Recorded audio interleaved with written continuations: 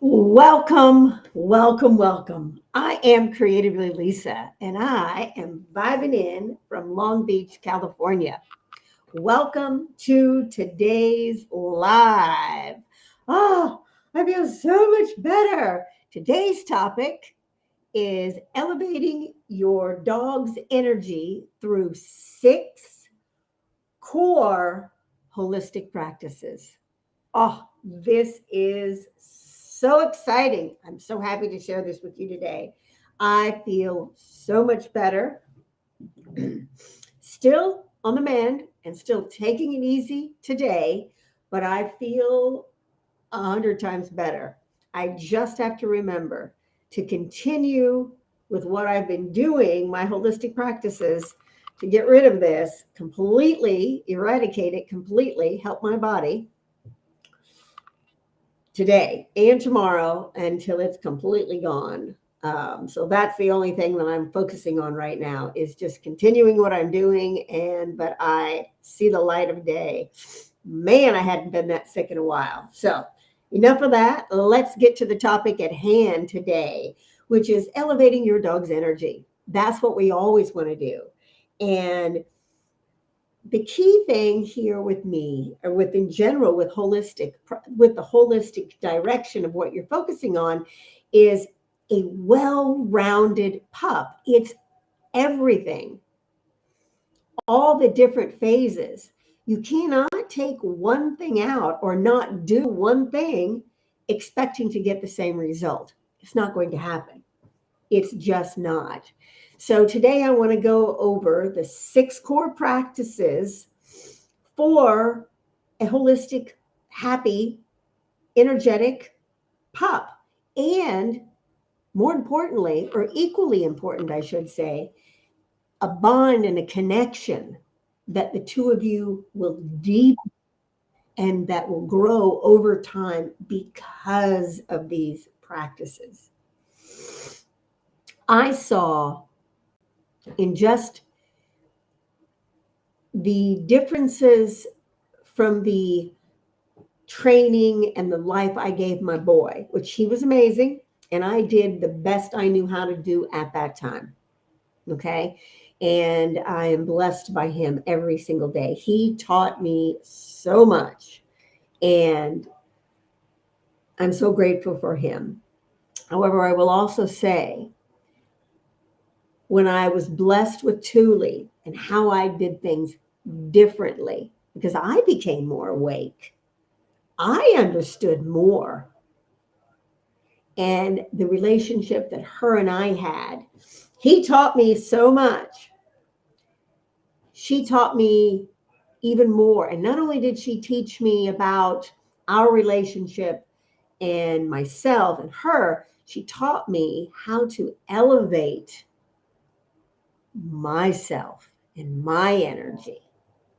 And that was only brought about through the practices that I used and that I focused on in our lifestyle, the holistic approach, all phases.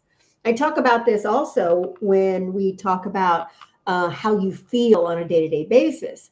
What do you surround yourself with? What do you surround yourself with? All of these things plays in. The people you surround yourself with, the environment you surround yourself with, the thoughts you surround yourself with, all play a role. What you do all day plays a role, and it does with your pup as well. And when we can understand that the littlest things that we don't even think are making a difference, or that make any changes, you'll be amazed. I'm reading a book right now that talks about this on a much deeper level, and I'm so glad. I mean, everything falls in line.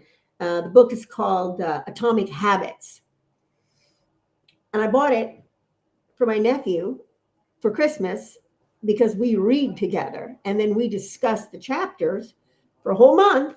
We do this. We do one chapter every 2 weeks, and we go in deep on it and learn it. And not just, oh yeah, I know it. We embody it. And then we move on.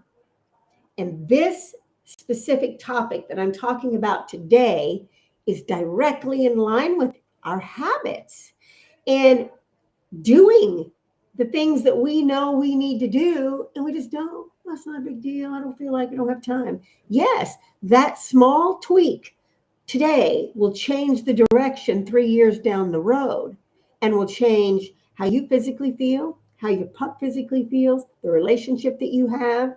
And I'm going to be honest and straight, the life expectancy of your pup.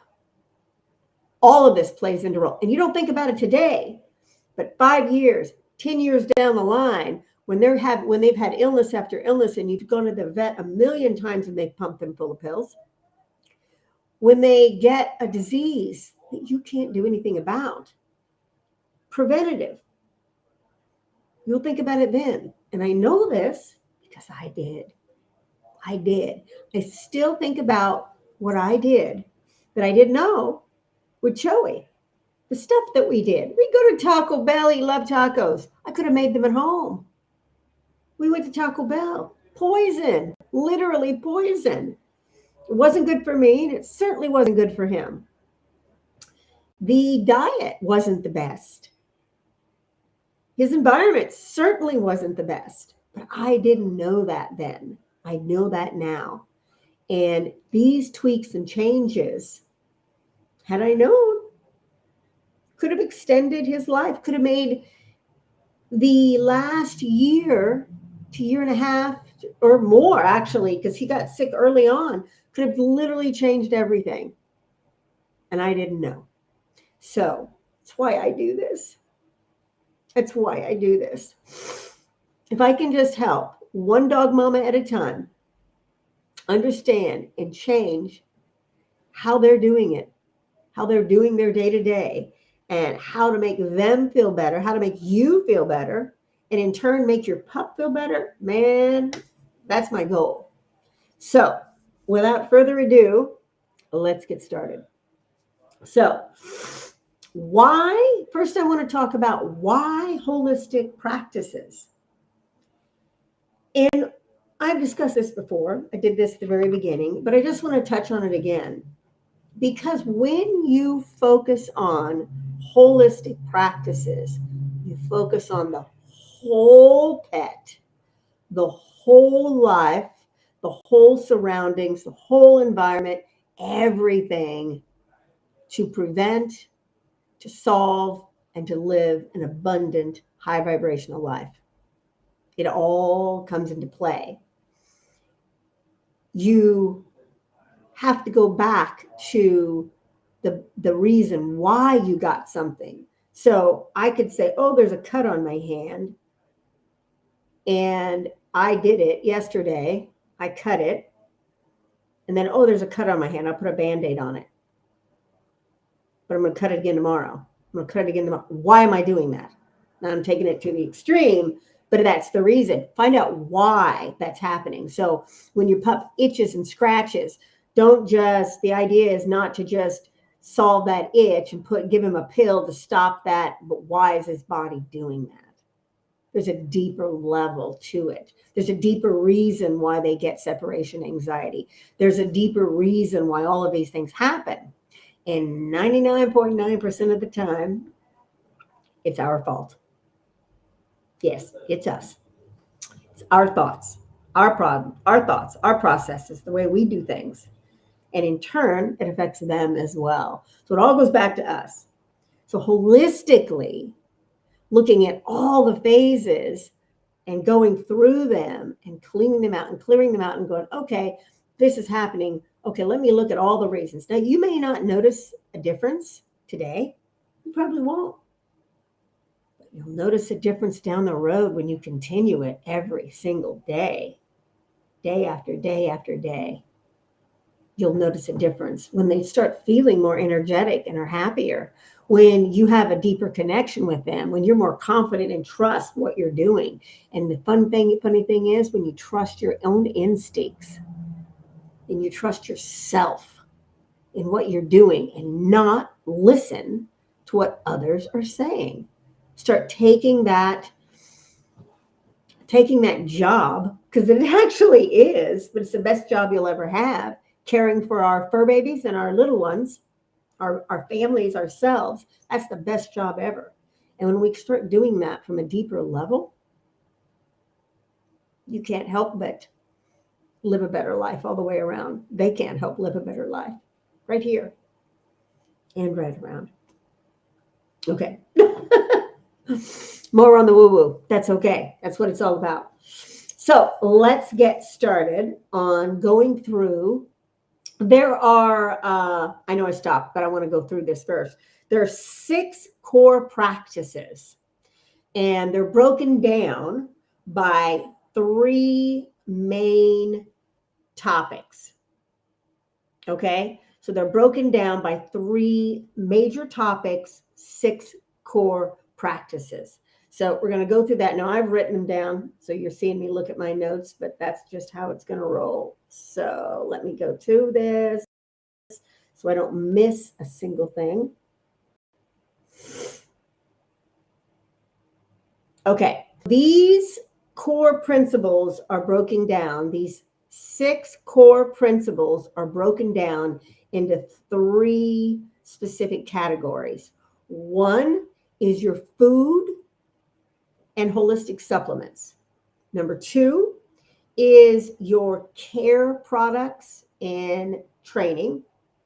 And number 3 is your games and outdoor activities and just outside. So more on the exercise, mental and physical stimulation, basically. So we've got food and supplements.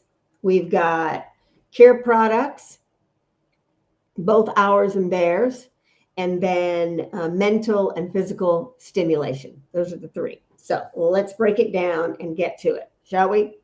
So the first core practice and principle is the nutrition. It's your nutrition. So the importance of balanced, natural diets. So let me ask you this. What is the food that you're buying your dog? Is it just a kibble from the store, like Pedigree, Alpo, what is it? Purina, one of these major brands. Even, what is it? Merrick, Blue is another one. I need to make a list. If you guys want an actual list of the brands that used to be somewhat good, that have now been bought out by big brands, let me know, because I've been doing some research on them just in general, and I've come up with 3 specifically. But I know there's more out there because I've just found out recently on a couple more. Royal Canine used to be a great brand, but it no longer is either. It used to have fantastic ingredients. They cooked it at high temperatures, but the ingredients were very, very high end. They really were, but not anymore. So Merrick is a brand that's been bought out. Blue has been bought out. Royal Canine is another one. These are horrible brands. Their food, first and foremost, it's flash cooked at such high temperatures that if there was any nutritional value in it whatsoever, which most likely not, because of the type of sourced products that they used, ingredients were not high quality in any manner whatsoever. Were basically just fillers in anything that was found. But it causes this advanced glycolic process that happens. And it's not, you don't have to list it, but it's extremely toxic to the animal. It is a massive carcinogen that doesn't have to be labeled. So it causes cancer, basically. The more they eat, it actually depletes their body because it's not getting nutrients. So that causes advanced aging on the animal, with the animal. And you wonder why at 4 and 5 years old, they're graying. This is part of it.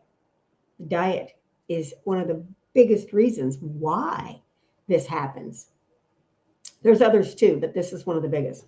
And you can avoid that by just giving extremely nutritious meals, well-balanced meals. We need that as well. Pups need it also. So being very conscious of the brands that you're buying and the ingredient list. I'll give you a couple ingredients. I have an ebook that I will absolutely drop in the resources that will go over all of this. But as I said, ACGs, which are not even listed, they don't have to be. But you also have meat meal and meat byproduct and heavy grains. Usually these are fillers and they're in the very beginning and you'll see them peppered throughout. So it's just whatever's there. Byproduct is whatever's left around in where the animals are butchered, whatever's left over, that's the byproduct. And the meat meal is pretty much anything is ground up and cooked at high temperatures and made into a powder and then put back into the food. Again, there's nothing nutritious about that. It's basically filler for cheap. And it's making your dog sick. Plain and simple. Look for holistic brands, better brands that actually care about the animals. And in my booklet, I go through a list of these, but you want to look for these specific ingredients, and then I can go over the products as well. But you want to look for the first ingredient on the list being a high protein source, which is a single protein, beef, lamb, elk, fish. You can also use a beef and fish, like surf and turf type blend, lamb, turkey, chicken.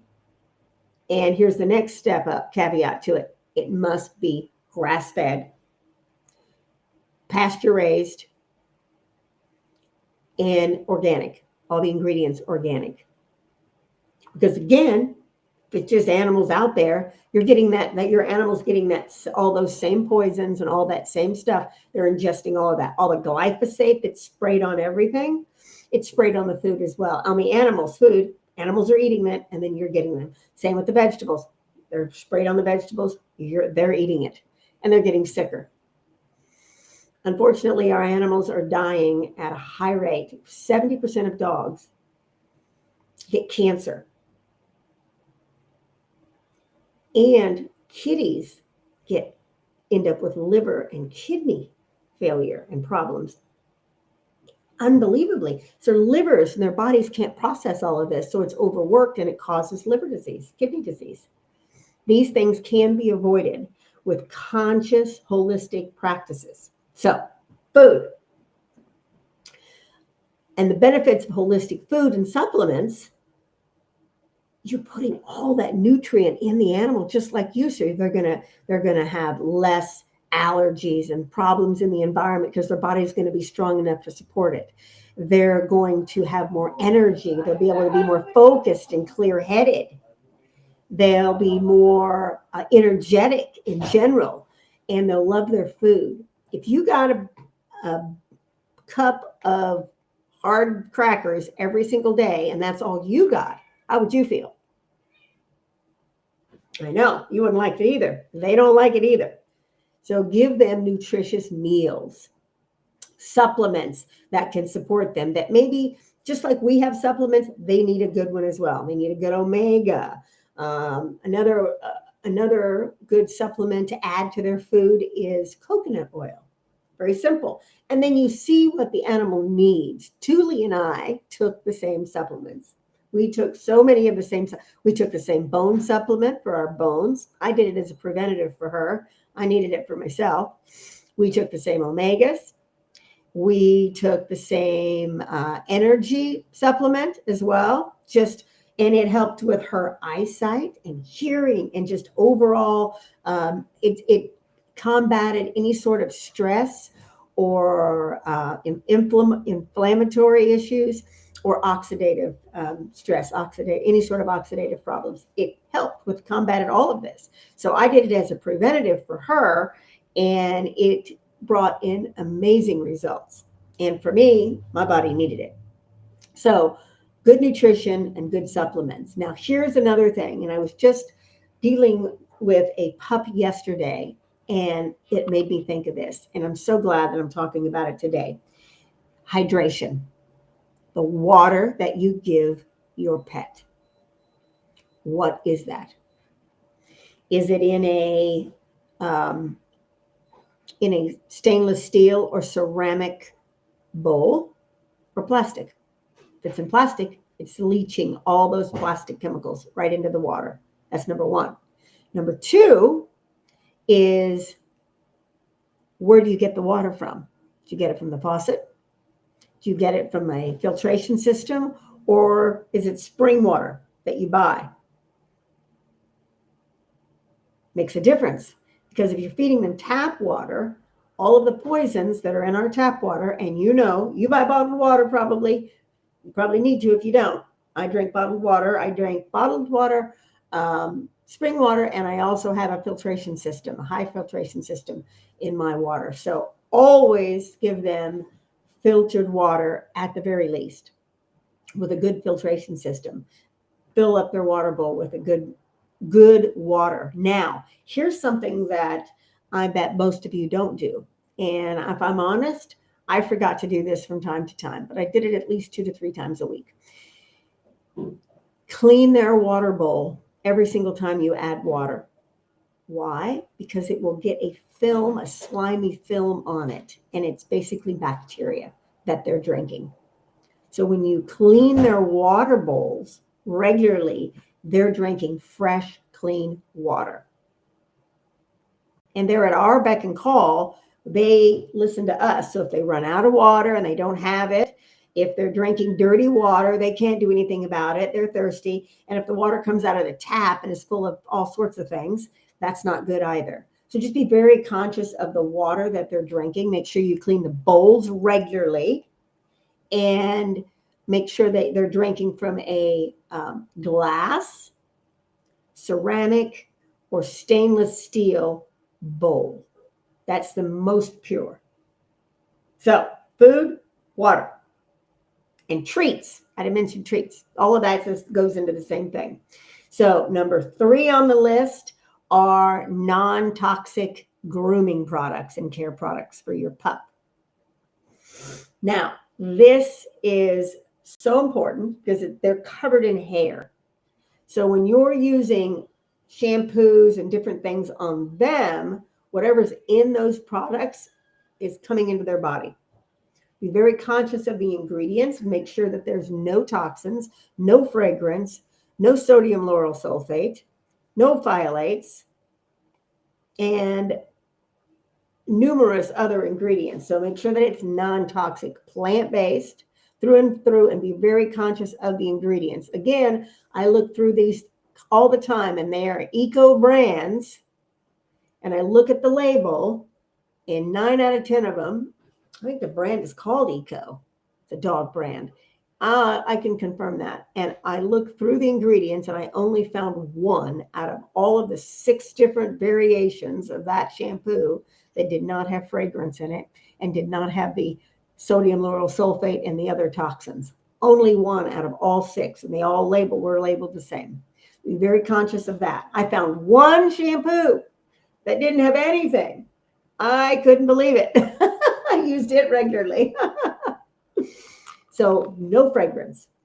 And then what you can do is, if you want to make a flea shampoo, then you add essential oils that deter fleas. It'll get them off the pet, and it will keep them off the pet.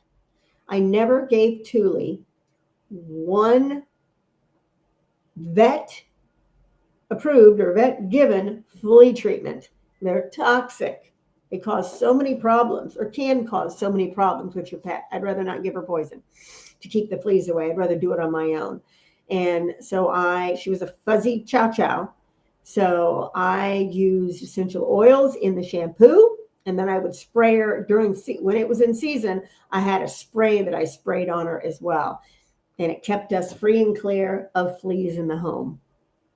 You'll be very conscious of the care products, the sprays that you use on them and around them, that they come in contact with. Even room sprays and all of that will make a difference in how they feel. And it's so imperative to keep the toxins away from them. Now, number 4 in my core practices are training.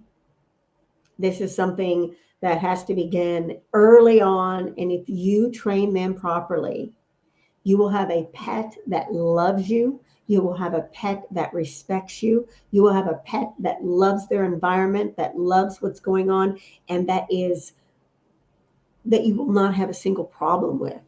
Constant, continuous training. And that is so important because it gets their mind going, and they're looking for guidance from you. They're looking for guidance from you. So you have to guide them. They're like children. You have to guide them in a manner that's going to be helpful for them. You don't want them jumping on people. You don't want them barking nonstop for no reason. It will build self-confidence in them, and it will build trust and respect with the two of you both. So a solid training program and consistent training. I was still working with her on things all the way straight through. We worked so diligently that I didn't even need a leash with my girl. She'd stuck with me like this. She was non-reactive to other dogs unless they came to approach in a negative way, or a human would. Non-reactive. She just had that energy with her. And you can get that with your pup with consistency. Very important. So training is number 4.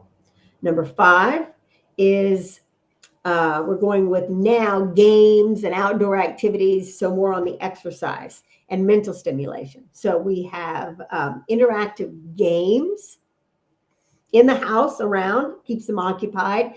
It's going to boost their mental capacity. It's going to boost their energy. And the more you can keep them learning and doing new things, the more engaged they're going to be in life and in general around. The more that they will stay connected to you on a deeper level. So if you're constantly playing and doing things with them, you have to keep their mind active. If they get bored, they have a tendency to do things they're not supposed to, or they chew on their paws and they chew on themselves because they don't know what else to do. So they need things to do. So be very conscious of the type of breed you get. Is it a highly active dog? Is it a more mellow hangout dog? Find that when you're picking a breed, what do you want? And I find that buying a book on the dog that you buy, the breed, like even if it's a mix, you'll know one of the preliminary main breeds. And buy a book on that and then read it and learn about the breed so that you know how to interact with them in a better way. Okay? So interactive games, fun games, puzzle games are great in the house as well. So fun. And Thule and I would always play a game called hide and seek, find the treat. So I would literally put treats around the house, make her sit, and then she would go around and look for it and find it. And I would do this. Here's the secret hack. If you're going and you're leaving, bury treats all around your house. And then when you get ready to walk out the door and leave them, you go tell them, find it. And they will start looking while you're gone. And the time away that you're gone will not affect them as much because they'll be searching for your treats all over the house. They'll continue to look for them, and it will keep their mind occupied as well. So find and seek, hide and seek, find the treat. You can also hide yourself. I've got a ton of these games. So if these things are something that you're interested in, just comment in the chat games and I will give you the list and chat with you about what I did. It's the same thing with anything. If it's the food that you're interested in, you want to learn more about. If it's the water things I was talking about, the non-toxic puppy cleaning products, any of the different core practices that you want to learn about, just mention it in the comments and I will absolutely get you the information. All right. And last, outdoor activities. Lots and lots of outdoor activities. Hikes, walks, beach visits, dog parks, lots of interaction with other animals out and about so that will help build their confidence and it will keep them from being fearful of other animals and will help them in being in the reactivity. The more they're around other animals, they'll react to them less on the street. So outdoor activities. And I want to throw in an extra tip that just popped into my mind. Retractable leashes are horrendous. It's a lazy man's walk. That is not good for your pet. They need to stay with you, connected with you, by your side. Anything can happen on those extended leashes. They're not with you. They're off doing something else. You're back here on your phone. All kinds of things. They could walk out into the street. An animal could start something, and you can't get them to you fast enough. Whereas if they're on a 6-foot leash, standard leash, they're right with you, and it's the experience of both of you. And leave your phone at home. Leave your phone at home. This was something that I learned in my walking her. We went out on 4 walks a day, and I had a tendency to bring my phone, and I could tell a difference when I did. And I went, okay, this is our time, her time. I need to stay off my phone, and I need to be present with her. And once I did that, the difference in how she interacted with me on the walks and in general, completely different. Try it. See how it works out. You'll love it. I think the stronger, we want these deep bonds with our pups, and we don't have it. But it's these little practices, these key actions. If we do them consistently and build positive habits, you will have a pup that adores you. You will have a pup that's deeply in sync and connected with you. You will have a pup that listens, that's engaged, and the relationship and the bond that you have today and that you will have down the road will grow and grow and grow. And that's my wish, is for you to have the most amazing bond with your pup. Know that they're healthy. Know that they're safe. Know that they are mentally stimulated. They are confident, calm, peaceful, and connected. That's my wish. And you can have that with these practices. So I'm going to go over the 6 core practices one more time. So 6 core practices to a happy, healthy, engaged, loving relationship with your pup for many, many years to come. Nutrition, hydration, non-toxic pet and grooming products and home products, positive training, interactive indoor games, and lots of playtime and extra outdoor games. Now, I have an ebook called 12 Tips to a High Vibe Dog, and it goes over taking these practices into a deeper level. Goes over nail trims. Yes, those need to be done every single month. It goes over dental cleanings, non-aesthetic dental cleanings, and brushing their teeth. It goes over types of toothpaste. It goes over all different things. There's 12 different things that if you can do and incorporate into your life with your pup and start working towards, it can change your life. How do I know that? It's changed mine. It changed Thule's. And it's changed Lamar's and many other people that I worked with. Oh, and it can change yours as well. So I'm going to leave that resource in the guides also. So I'm going to leave all of the ebooks that I've talked about so that you have access to them right away. And the other resources on non-toxic cleaning and just everything. We're going to leave as much as I can in there. Go in, download it, look through it, and see what works best for you. All right? So with that said, go out and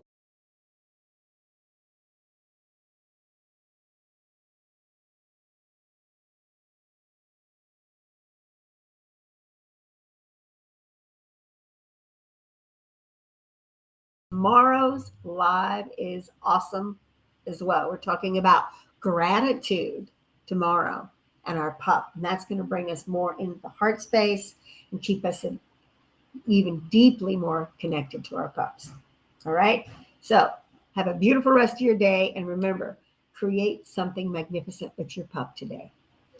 And tell me which one of these 6 core practices you're going to implement first in the comments. All right. All right. I will see you on the next live, and have a beautiful rest of your day. Ciao for now.